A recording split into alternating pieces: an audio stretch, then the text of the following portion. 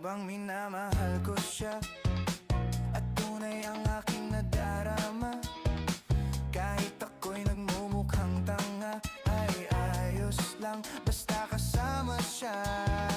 Kahit sabihin pa ng iba, nababaliw na akong talaga.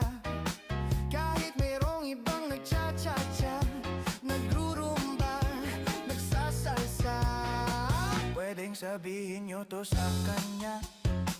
Ang puso ko'y nahihirapan na.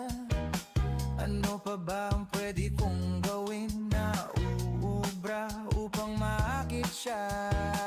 Palagay kaya